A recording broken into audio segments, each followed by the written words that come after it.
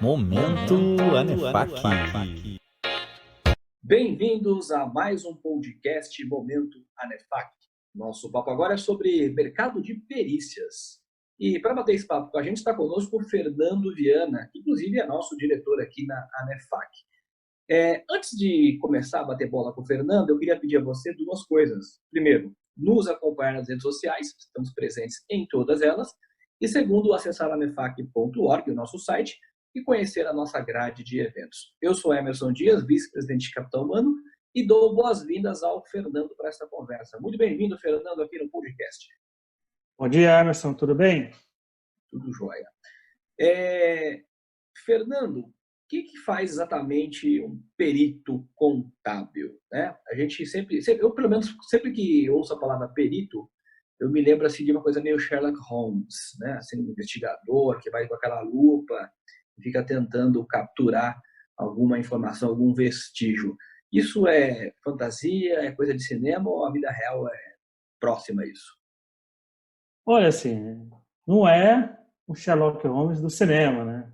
Não tem essa questão, esses perigos todos envolvidos, não pelo menos, né, na questão do perito contador que atua para o judiciário ou atua para a justiça privada, né? Mas existe um tom de investigação que é bem interessante, né, do cuidado na investigação, né, de trazer a verdade dos fatos técnicos para o que foi solicitado, né? Isso é bem importante, assim. A gente pode encarar, né? A gente tem uma sensação de investigador, assim, na questão de perícia, né? Sim. Ô, Fernando, o perito é uma profissão ou é uma categoria ou é um cargo? Como é que é isso hoje no Brasil, a profissão do perito? Então, Emerson, o que acontece, né? O perito não é enquadrado em profissão, não pelo menos na questão judicial ou na questão privada, né? Não existe uma categoria profissional de perito, a não ser que ele seja perito oficial, que são aqueles dos órgãos de controle do Estado, né? Perito da Polícia Civil, da Polícia Federal, né? Nessa categoria, ok, mas presta concurso, né? Se torna perito. Agora, o perito judicial, ele não é funcionário público. Ele na verdade, ele é nomeado pelo juiz, ele é nomeado por um tribunal arbitral, que é a justiça privada, ou ele é indicado pelas partes, né? Pode ser dentro do âmbito judicial, né, para acompanhar o perito judicial nomeado, ou extrajudicialmente para definir alguma questão patrimonial dele, como uma apuração de haveres, um lucro cessante, coisas desse tipo, antes de qualquer procedimento judicial. Então, não existe. Tentaram no passado regulamentar a atividade do perito contador, ou perito no geral, e não avançou esse projeto de lei. Eu acho que, na verdade, eu não vejo muita vantagem em ter uma regulamentação da atividade de perito, né? Porque toda pessoa, né, que tem conhecimento técnico, que tem notório saber naquela atividade, ela pode atuar como perito e auxiliar o juiz, as partes, o árbitro em questões dessa natureza. Ô, Fernando, e assim, imagina, vamos pegar um caso aqui, né? Uma disputa entre sócios, por exemplo. Cada sócio está exigindo um valor, que é muito comum, acredito, quando você cinde um negócio, ou quando você quer desfazer um negócio e você vai apurar os valores, né? Então, um sócio diz que a empresa vale X, o outro diz que a empresa vale X vezes 2, e aí você vai lá apurar qual que de fato é o acerto envolvido, ou uma transação que possa ter sido registrada por um valor, de repente, que alguém não concorde e tal. Tem um aspecto muito também de lidar com as emoções humanas para fazer esse trabalho e conseguir centrar ali nos fatos, nas evidências. Tem essa separação também, não tem? Exatamente, né? E é vamos dizer assim, que é uma separação que o perito precisa ter bem clara, né? Principalmente quando o perito é nomeado pelo juiz, né? O perito, ele não é especialista em direito, ele é especialista na matéria para a qual ele foi nomeado. O perito, ele tem que atender aos comandos judiciais para o qual foi designado. ele não pode, de forma alguma, ter preconceito em relação à parte, né, lendo o processo, né, ele não pode, também não deve fazer afirmação de senso comum que despreza o exame científico e crítico, né, e ele tem a missão a ser cumprida com zelo e competência. O que eu quero dizer com isso?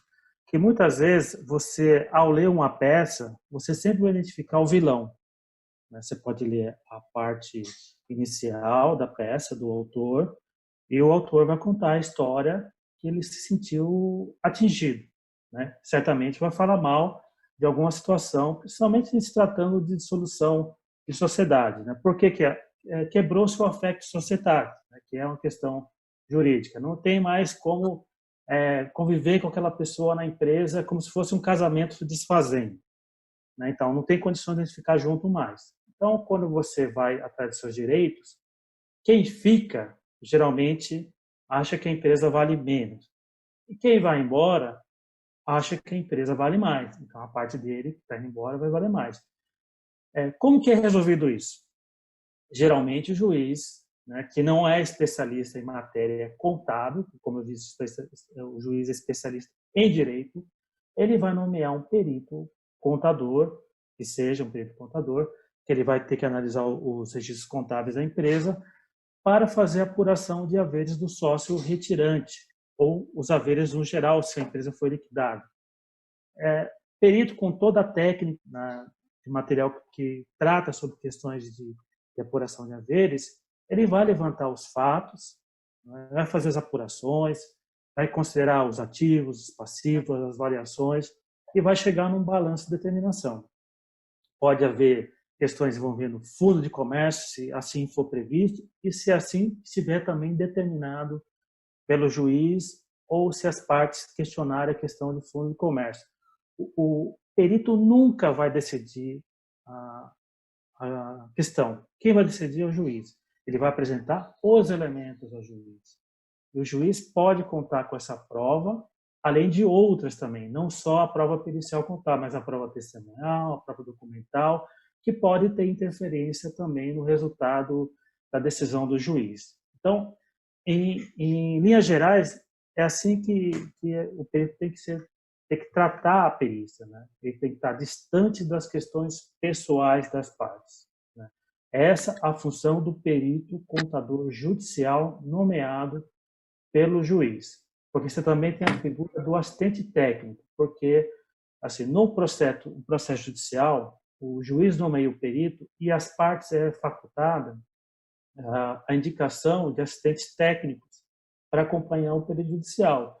Então, o perito judicial ele comunica nesse trabalho, convida os assistentes para participar dos trabalhos, reúne a documentação, pode fazer reuniões, né, sobre o resultado do laudo pericial, vai apresentar o laudo e os assistentes técnicos vão apresentar os pareceres críticos ou não sobre o laudo pericial, né? Certamente, né, se você for seguir uma linha, né, nem toda verdade é absoluta, tem questões que são subjetivas.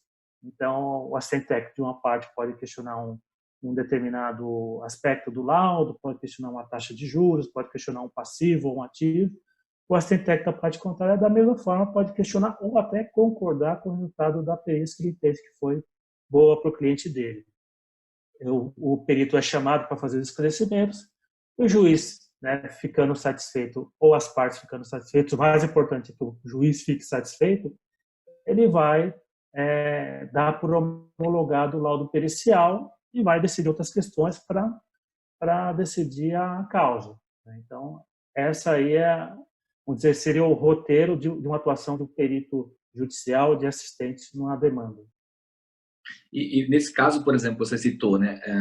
Imagine que você é o perito indicado pelo juiz para averiguar, por exemplo, qual é o valor correto que deve ser o acordo entre os sócios, né? O sócio falou que a empresa valia 10 milhões, o outro fala que a empresa vale 5 milhões. Então, o perito vai lá e vai chegar à conclusão que a empresa vale 9 milhões, por exemplo, né? Ele chegou nesse número, e aí o juiz vai falar, bom, de acordo com o perito é 9. ainda há possibilidade de alguém questionar o cálculo desse perito, ou uma vez que o perito levantou o valor, a coisa está encerrada? O que acontece é assim, né? O perito é de confiança do juiz. O laudo pericial ele tem muita força para o juiz. Só que, por uma questão, vamos dizer assim, uma questão de possibilitar às partes, né, dar toda a possibilidade de ela colocar os argumentos, e que para que a decisão não seja, vamos dizer assim, reformada, o juiz vai abrir para as partes apresentarem os pareceres com críticas, os advogados podem criticar o laudo, formular requisitos elucidativos para o perito responder. Pode ou não alterar o resultado da perícia, determinando o que está sendo questionado. O perito pode falhar, o perito não é infalível, ninguém é infalível.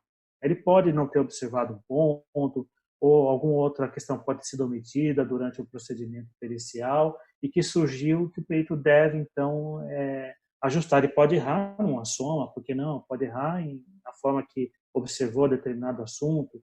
Por isso, o que é importante é a comunicação entre os profissionais, o perito e os assistentes, desde que isso seja feito de uma forma transparente entre todos, com a participação, com oportunidades iguais, para que nenhuma parte se sinta prejudicada e que não dê nulidade até ao laudo pericial e o perito perca a confiança do juiz em decorrência disso.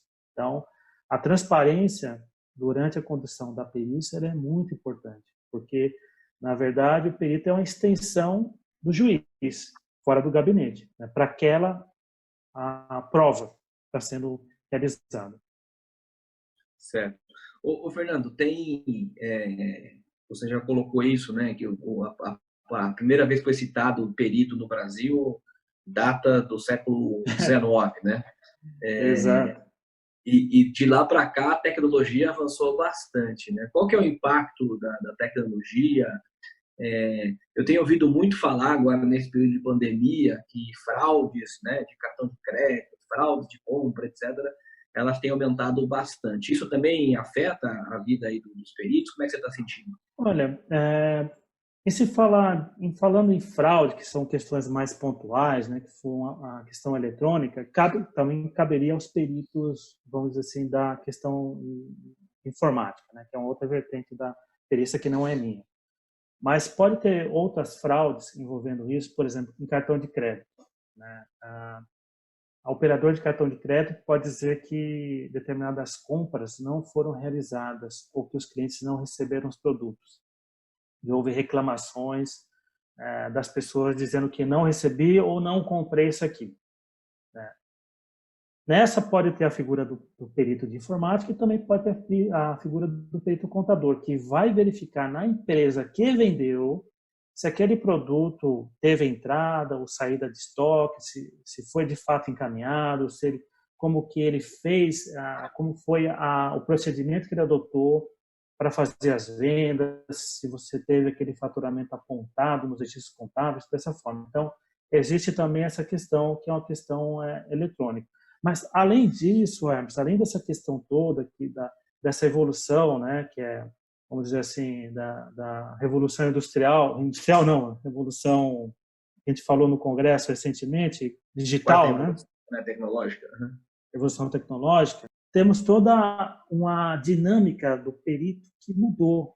Né? Vamos pensar, que eu até estava conversando um pouquinho antes, né, que a primeira vez que foi citado perito foi em 1850, por Dom Pedro II, né, que ele teve um decreto, né, o decreto 737 de 25 de novembro de 1850, né, que até fala, determina a ordem do juízo no processo comercial, o processo comercial que surgiu no Brasil, né, que historicamente, né, o Brasil começou a crescer, né, você que é um estudioso, né, você pode falar melhor do que eu, desde que Dom João chegou no Brasil, o Brasil mudou, né? Então, os comércios, né, toda a abertura de comércio que ocorreu no Brasil forçou, né, aquela situação a criar leis, né, a criar situações onde você pudesse decidir sobre o direito das pessoas na sociedade, né?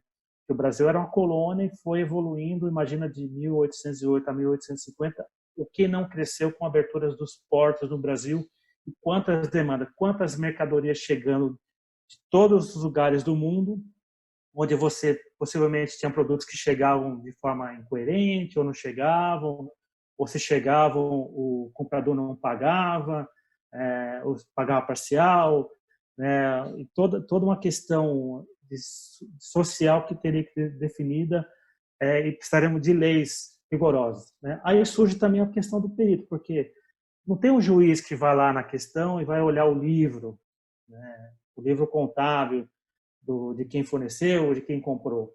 Ele vai nomear um profissional, um expert também na questão, para fazer as verificações, fazer as averiguações. Aí que surge a figura do perito, que não é uma figura que surgiu em 1850. Ela é citada há muitos e muitos anos atrás, inclusive na Grécia Antiga, né, a figura do perito. Né? Então, assim, ela só foi consagrada numa questão jurídica no Brasil. Desde então, só veio evolução nessa questão da perícia. E só para resumir, para a gente não falar ponto a ponto do que foi sendo regulamentado, né, hoje, né, um perito judicial ele não precisa ir mais ao cartório se apresentar como perito. Ele não precisa mais distribuir currículo nos cartórios e tal. Ele simplesmente entra no site do EJ, falando em São Paulo, tá? Ele se cadastra, né, no portal de auxiliares da Justiça, né? Bastando apenas ser contador, registrado em conselho, engenheiro, médico, ele se cadastra, põe seu currículo e diz em quais varas quais comarcas ele quer atuar. O juiz vai buscar aquela lista, né, e vai indicar, vai nomear um perito que vai atuar para ele. Ele tem toda uma formalidade para seguir na nomeação, aceitar o encargo, cumprir prazos, comunicar as partes do início do trabalho, entregar o laudo, né, toda uma questão, todo um rito que ele precisa cumprir. Por isso que é importante, né, seguir as normas falando em perícia contábil para o seu contador, as normas da perícia contábil elas são muito boas nessa questão. Elas até são muito parecidas com a revisão do Código de Processo Civil que ocorreu em 2015, né, que ela faz toda uma metodologia que deve ser adotada pelos peritos na apresentação do laudo pericial. Então, é importante se ler, se atualizar também sobre isso, né? E uma grande questão, o que eu considero uma evolução para os peritos, foi até o próprio Conselho Federal de Contabilidade, que desde 2014 tem atuado para que os peritos contadores possam se atualizar constantemente, né? Então, eles têm que cumprir uma educação profissional continuada de 40 horas por ano, né? Não nesse ano, por conta da pandemia, né? Então diminuiu para 20 horas, que eu não considero 40 muito menos 20, muito tempo para você estudar perícia, né? Que todos nós aqui temos condições de estudar online, fazer cursos, né, gratuitos ou não, apresentados pelos conselhos, e hoje mais ainda com a questão virtual que acho que veio para ficar, né? Então, eu até prefiro, na verdade, fazer dessa forma, reuniões virtuais, trabalhar sempre com essa questão que não faça a gente perder tempo em deslocamento, né? E isso fez também com que teve um pouquinho de resistência no começo à implementação dessa educação profissional continuada para peritos, né? Porque muita gente acha que não tem que estudar porque já atua com perícia há muitos anos, né? Por que eu, que atuo há muitos anos, já fiz, sei lá, centenas e centenas e centenas de laudos pareceres, tem que fazer educação profissional continuada? Mas depois que ela começou a ocorrer, houve uma adesão muito forte, não só das pessoas que estavam há muito tempo na perícia, como aquelas que queriam ingressar no campo. E possibilitou uma aproximação entre os profissionais da área para se conhecerem, para interagirem e para se respeitarem mais ainda. E verificarem pontos de vista diferentes que poderiam agregar aos trabalhos periciais que forem entregues. Então, com todo esse advento da mudança do Código de Processo Civil, das normas da perícia contábil, da evolução tecnológica e tudo, fez com que os peritos também estudassem e passassem a oferecer trabalhos de qualidade. Eu tenho observado isso, né? Essa mudança, essa qualidade que vem surgindo. Eu prefiro muitas vezes trabalhar num laudo pericial que é apresentado com qualidade do que naquele laudo pericial que é apresentado sem qualidade nenhuma. Que você tem que criticar o colega porque ele não observou certas questões técnicas, científicas no laudo pericial, ou não justificou a metodologia adotada. Que é, inclusive, o que está prevendo no próprio Código do Processo Civil, que o laudo, no laudo, o perito ele tem que apresentar sua fundamentação em linguagem simples e com coerência lógica, indicando como alcançou suas conclusões. Muitas vezes a gente pegava laudo pericial que não tinha nem conclusão, né? Era um número e pronto. Né? Falou, como que eu vou ter que fazer um laudo sobre isso, na verdade? Né? Para descaracterizar ou pedir para o perito refazer o laudo pericial dela, justificando ao juiz o porquê daquilo. Né? E o juiz tem observado muita questão, né? Porque imagina que o juiz dá uma sentença errada baseada num laudo ruim, né? Que o tribunal pode verificar aquilo e pedir para reformar e retornar para as diligências, nomeando o perito ou pedindo para o perito nomeado que ele complemente ou corrija o laudo dele. Isso é uma situação que eu considero ruim para o juiz e ruim para o perito, que pode até passar a não ser mais nomeado para aquela tarefa. Né? E o Emerson, uma questão. Não é difícil atuar como perito. O difícil é permanecer como perito. Porque você pode ser nomeado para um caso e ficar meses sem ser nomeado. Né? Então, o que o perito que está ingressando ele precisa ter em mente? Você pode não ter caixa para se manter como na atividade de perito. Então, você está preparado para isso? Né? Como você vai construir uma carreira de perito sem saber como e quanto você vai ser nomeado para aquilo? Então, é bem difícil. Eu atuo já há mais de 20 anos na atividade de perícia. Eu tenho uma carreira como perito, de certa forma, já consagrada. Né? Eu tenho diversas nomeações, diversas indicações, trabalho para tribunais arbitrais. Né? Então, já tenho um destaque no campo da perícia contábil, né? como perito. Então, assim, eu já passei daquela fase de será que amanhã eu vou ter nomeações?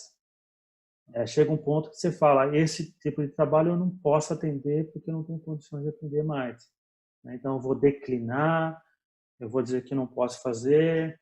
Né? Então, você começa a selecionar o tipo de trabalho que você quer atuar, que você tem condições de atuar. Né? Então, quem está ingressando está preparado para passar algum tempo para conquistar esse espaço? Então, muitos peritos entram e desistem. Numa fase de pandemia, por exemplo, onde os trabalhos periciais tendem a diminuir, o perito que está ingressando está preparado para passar por esse momento? Ou se houver qualquer outro fato, uma greve no judiciário, faz tempo que não tem, os peritos estão preparados para suportar uma queda de faturamento? Então, assim, sempre é bom se unir a escritórios renomados de perícia, para que você também possa se formar dentro desses escritórios, ter uma carteira sua e sempre poder trocar ideias sobre os trabalhos para que ele tenha mais qualidade. Então, assim, é uma recomendação que eu faço para as pessoas que me perguntam nas palestras que eu faço, principalmente sobre as técnicas introdutórias da perícia. Como que eu me torno perito? Se tornar perito é muito simples. Difícil é permanecer perito. Essa é a tarefa mais difícil que tem. E os peritos que começam a atuar, eles têm que evitar de terceirizar o serviço deles, né? Porque muitas vezes eles estão sendo nomeados, estão passando para outros profissionais realizarem as tarefas deles, né? Quanto a eles que têm que, né, eles podem até contar, obviamente, com colaboradores, mas eles não podem terceirizar 100% a tarefa deles. Isso torna o trabalho sem identidade da pessoa. O perito ele atua de forma pessoal no laudo pericial. Ô, Fernando, para a gente encerrar aqui, uma coisa que você, ao longo da sua fala, me fez pensar, né? Certas situações, elas, nem sei se o nome é isso, tá? Mas me corrija se estiver errado. Certas situações podem ser impericiáveis, né? Porque talvez você não encontre dados, não encontre documentos, enfim, e você acaba tendo que usar uma justificativa lógica para dizer uma quantificação, por exemplo, né? E imagino eu que a experiência faça toda a relevância, né, nessa estimativa, nesse julgamento, à medida que você tem mais know-how dos temas e possibilidades, etc. À medida que você avança, né, nos anos da profissão, você se torna mais, não sei se intuitivo, mas talvez mais perspicaz na questão do julgamento. Mas tem um grande elemento aí de julgamento quando você não tem fatos e dados 100% esclarecidos, né? Ou estou equivocado? Vamos dizer que aparece praticamente todos os dias, as situações que você tem lacunas a preencher. Tem situações que o perito pode resolver, tem situações que não. Ele pode arbitrar em determinadas situações. Eu posso, por exemplo, ao tratar de um lucro cessante ou ao tratar de uma apuração de haveres, eu não ter a contabilidade da empresa, mas eu ter o faturamento que ela apresentou para a Receita Federal. Então, eu posso estimar, por exemplo, qual foi o custo dela, né, e projetar aquilo, né, para chegar a determinado valor. Tem coisas que, se não tiver nada, simplesmente não existe a perícia. Está preclusa a prova. Né? Qual vai ser o destino? Aí fica na mão do juiz. Né? Como ele vai determinar. Imagina uma apuração de haveres onde você não tem absolutamente nada da empresa. Né? Como que o perito vai atuar numa situação dessa? Não tem como fazer. A gente se depara, eu tenho situações reais aqui de caso, apuração de haveres. A empresa não tem documento. Como que eu faço? Não faço. Falar para o juiz, comunico ao juiz, diante do exposto, né, a perícia fez a solicitação de documentos, no entanto, o que foi apresentado não traduz a realidade da empresa, ou não apresenta os elementos que são necessários para apurações. Diante disso, a perícia está totalmente prejudicada, não tendo o perito o que fazer em relação a isso. Eu não posso trazer questões imaginárias, né? Não posso inventar números. Eu posso trazer aquilo que é baseado em algum estudo, alguma evidência técnica para o juiz. Senão fica tudo naquela questão, como te falei, do senso comum, né? O que tem que ser evitado. Legal. E uma muito questão... bom, Fernando, muito legal ouvir aqui a tua fala, tive aqui vários insights.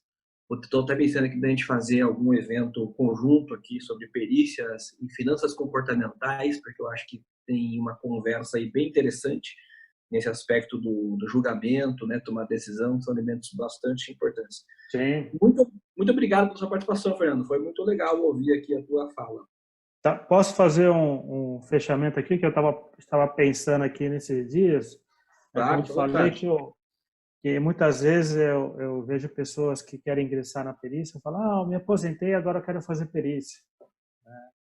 Então, assim, eu quero um complemento. Então, assim, o que eu sempre falo, que a atividade de perícia ela não deve ser encarada como um bico ou uma atividade de complemento de renda, né?